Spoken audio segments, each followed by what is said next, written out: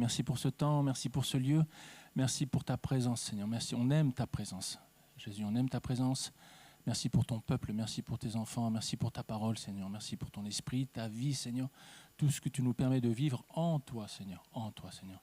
Parce que tu nous as placés en toi. Notre vie est cachée en toi, Seigneur. Et tout ce que nous vivons, Seigneur, l'amitié, la fraternité, absolument tout, Seigneur. C'est une grâce que tu nous offres. On loue ton nom ce matin. Conduis-nous, Seigneur, dans ce temps dans ta parole. Que nous puissions recevoir, Seigneur, ta pensée, ton édification, Seigneur. Afin que nous puissions ressortir fortifiés et encore grandis, Seigneur, par ton esprit en nous. Amen. Amen.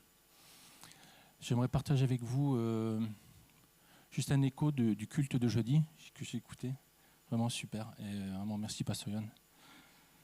C'est pas glorieux, franchement, d'avoir Pasteur Johan, franchement, qui consacre sa vie, son temps à nous nourrir, à veiller sur nous. Vraiment, c'est... Merci, Pasteur Johan. Vraiment. Et je dirais fidèlement depuis tant d'années. Voilà, vraiment, on ne veut pas être familier avec ça non plus. Et le culte de jeudi est donc parlé sur la conscience, sur la bonne conscience que Paul avait devant le Sanhédrin, devant ses frères, devant son peuple. J'aime beaucoup ce verset où il dit « Il fixait les regards sur eux ». Il fixait les regards sur eux, quoi. Et il les fixait avec une bonne conscience. Et ça, et donc ça m'a amené ce matin à réfléchir. La bonne conscience, qu'est-ce que la bonne conscience? Et bien sûr... l'Épître aux Hébreux parle de ça au chapitre 9 et verset 14.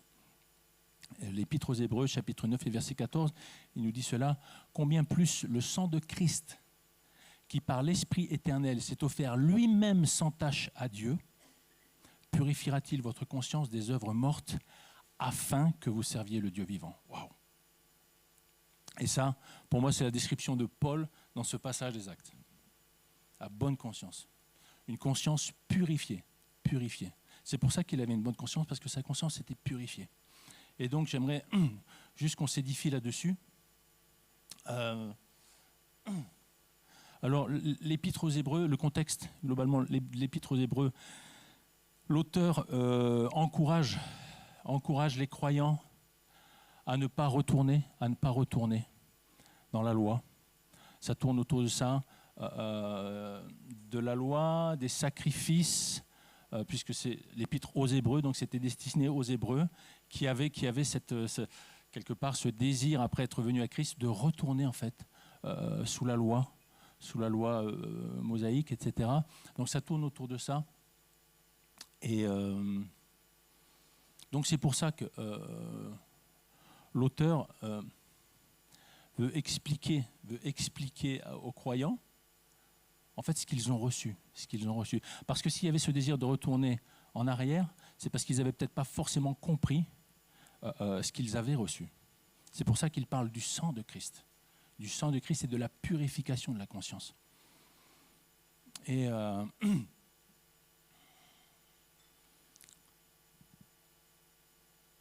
donc ça parle de l'œuvre de Christ à la croix, la purification de la conscience, mais ça parle également de notre sacrificature en tant qu'enfant de Dieu. Nous sommes des sacrificateurs, un peuple de rois et des sacrificateurs pour Dieu. C'est ce que Christ a fait de nous, qui est un peuple de sacrificateurs pour Dieu. Et donc ça touche à ce domaine-là. Aujourd'hui, parce que comme vous le voyez à la fin du verset, afin, ça va donner le but, afin que vous serviez le Dieu vivant, d'accord? Ça touche à notre sacrificature. Donc la purification de notre conscience a une direction, elle a une cible. C'est le service, c'est notre sacrificature. Et là, ça devient intéressant. Parce que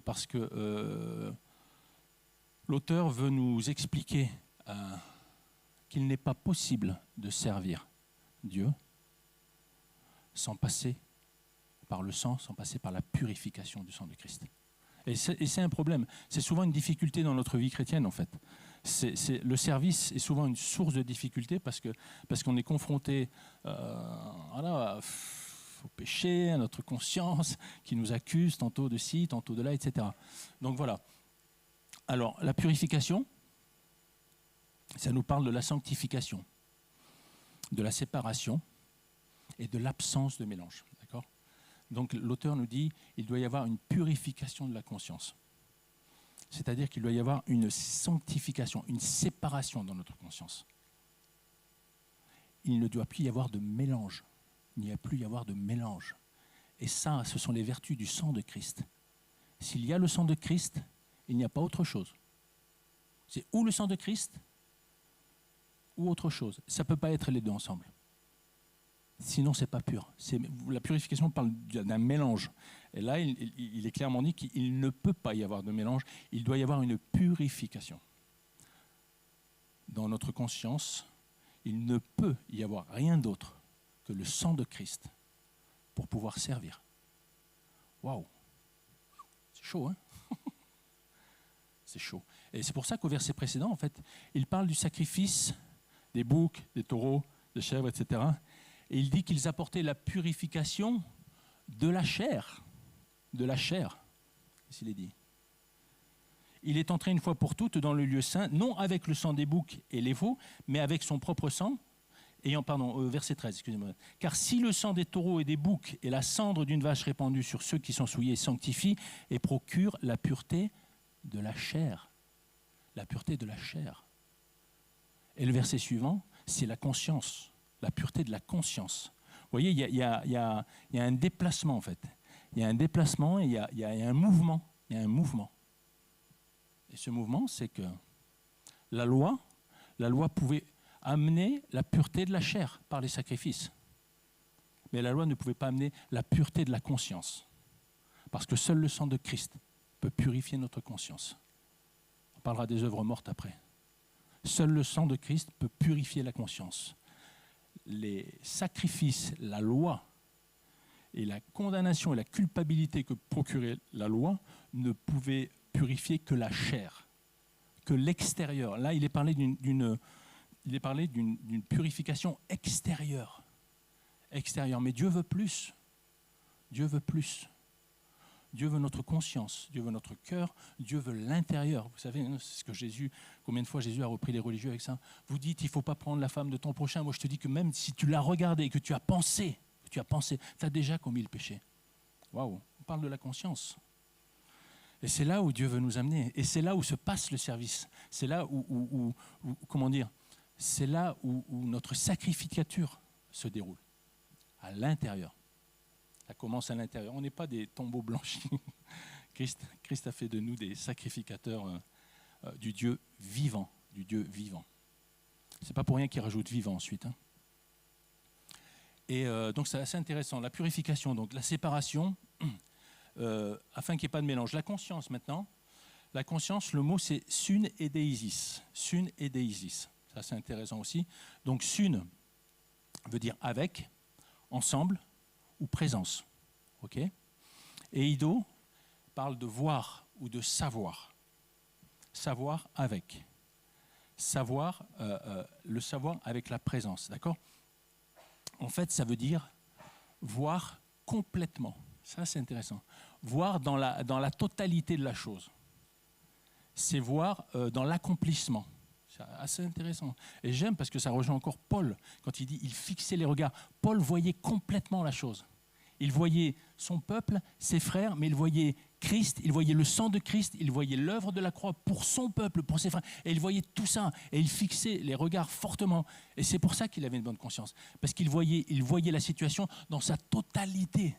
La totalité de l'œuvre accomplie, la totalité des vertus du sang de Christ pour ses frères. Waouh! Il devait être brisé.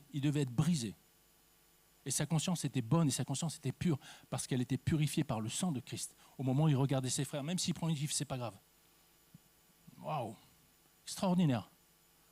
Il avait une conscience purifiée à cause du sang de Christ. Et c'est comme ça que Dieu nous appelle à servir, à vivre, à le rencontrer, à recevoir et à servir avec une vision complète, avec un regard total. Et ce regard n'est possible qu'avec le sang de Christ, le sang de Christ.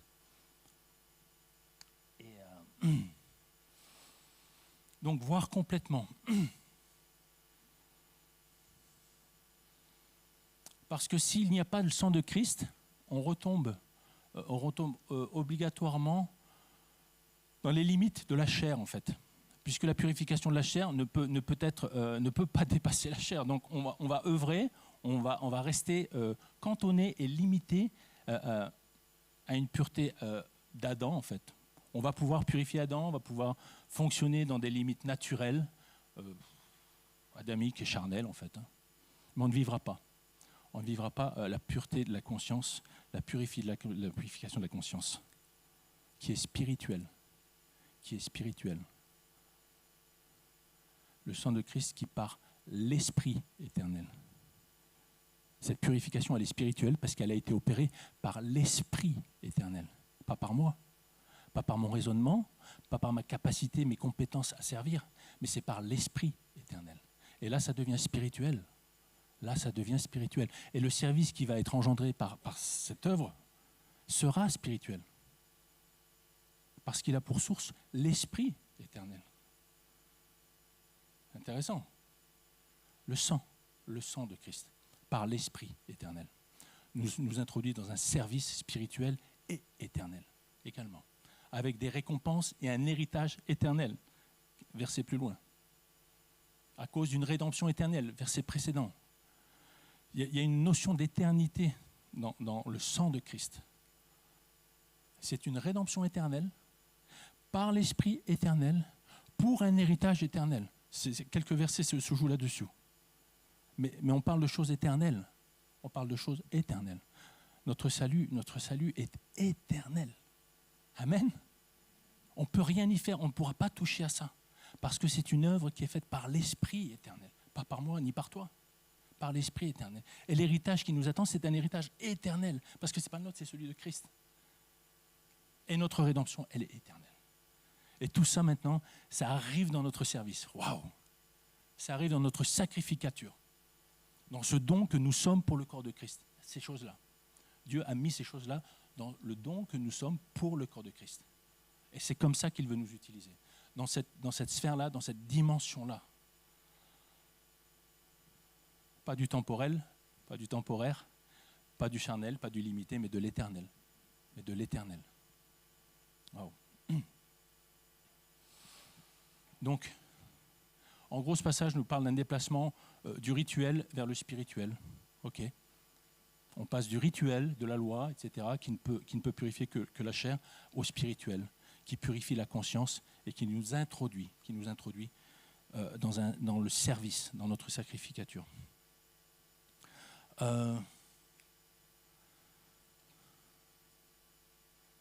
Les œuvres mortes. J'aimerais dire juste quelque chose sur les œuvres mortes. Qu'est-ce que les œuvres mortes?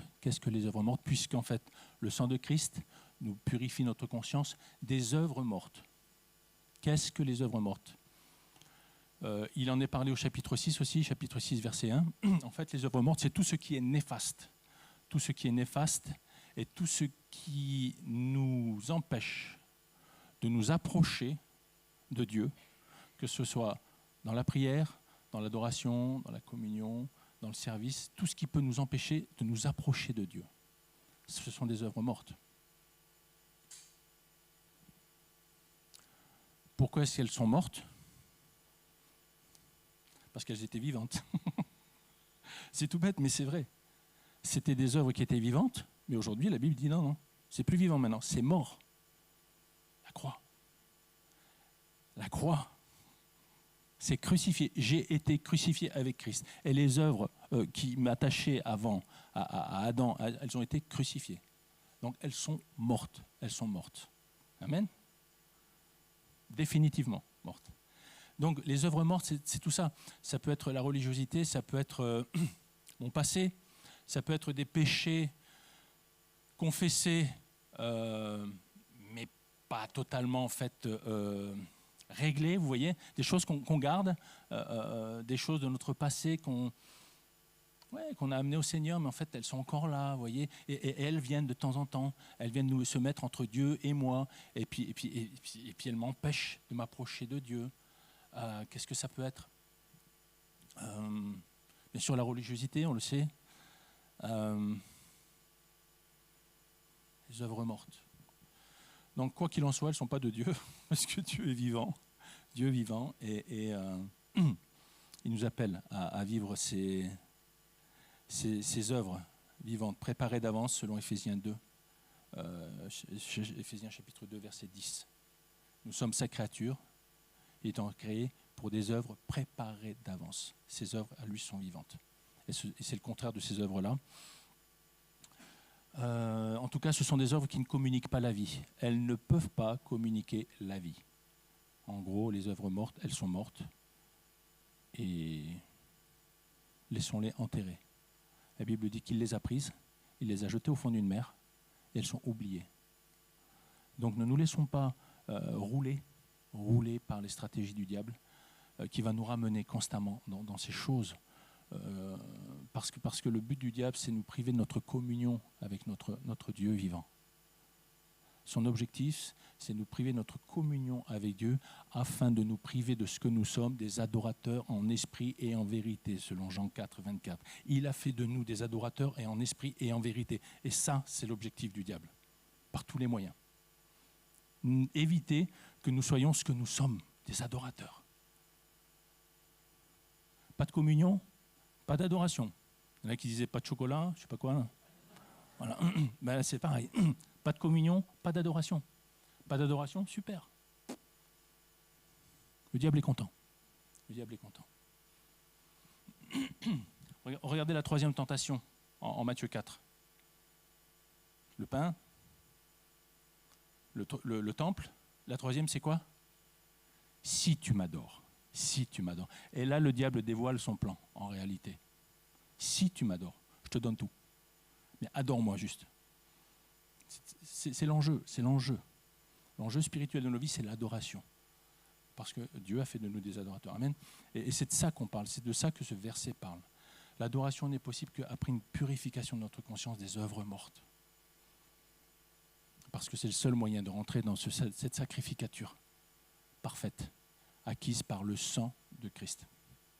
Donc,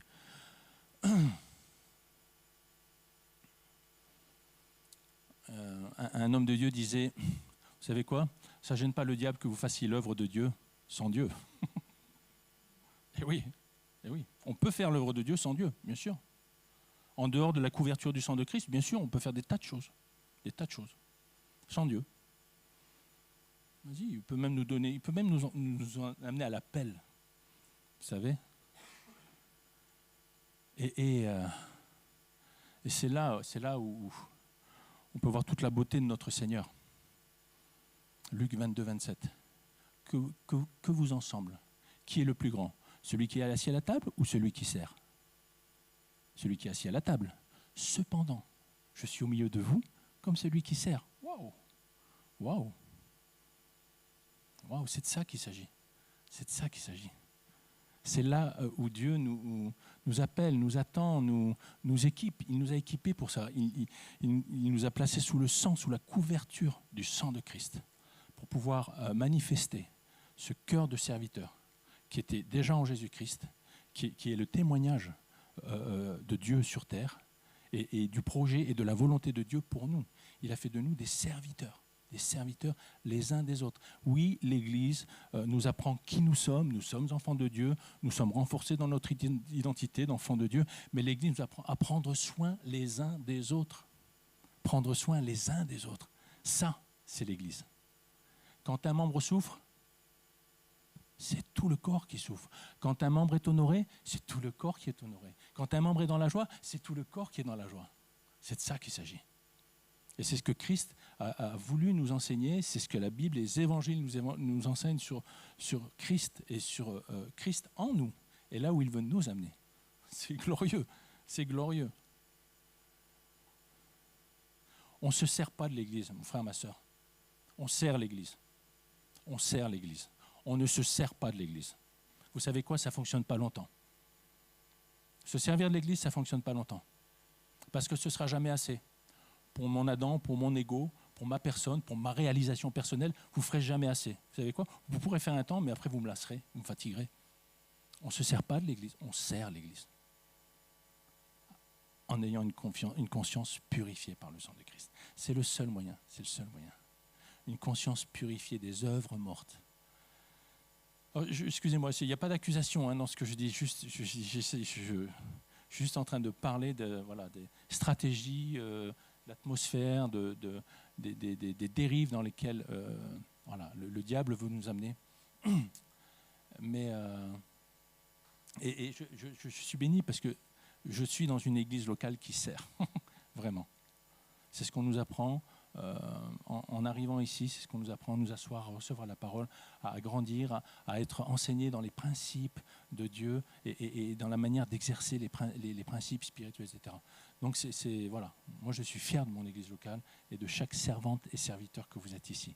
Vraiment. Mais c'est juste un rappel sur les stratégies. On n'est pas ignorant des desseins du malin. On ne veut pas les oublier. Donc voilà, afin que vous serviez le Dieu vivant, après avoir une conscience purifiée par le sang de Christ. Et c'est ce que nous avons reçu. C'est ce que nous avons reçu. Et c'est ce qu'on veut confesser, c'est ce qu'on veut proclamer. Le sang de Christ, sa vertu,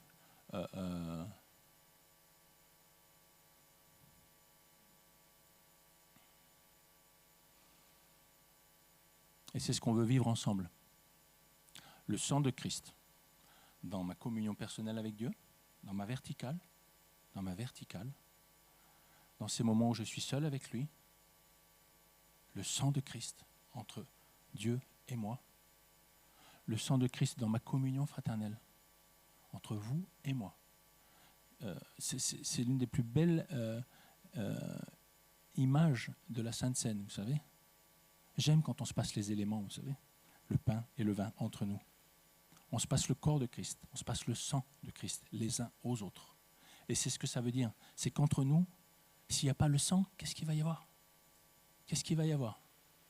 Une conscience tordue, accusatrice, pleine de jugement, pleine de reproches, de regrets. Non, tout ça c'est mort. Le sang de Christ dans notre communion. Il n'y a pas d'autre moyen de se servir les uns les autres.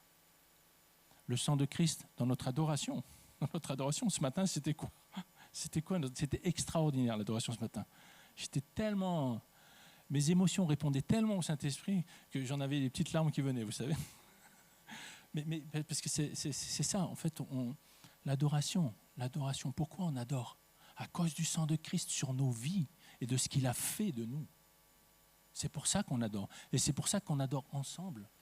Notre communion, ce que nous avons en commun, le sang de Christ, nous amène ensemble dans l'adoration. C'est aussi simple que ça. Mais c'est toujours le sang de Christ, c'est toujours la croix. C'est toujours l'œuvre accomplie à la croix. Pourquoi on prend les cours ? Pourquoi on vient à l'Institut ? À cause du sang de Christ. À cause du sang de Christ. Parce qu'on a besoin d'être enseigné dans ce que le sang de Christ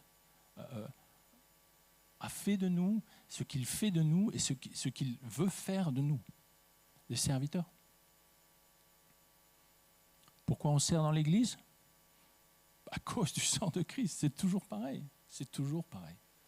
Le sang de Christ, le sang de Christ, le sang de Christ, le sang de Christ, le sang de Christ.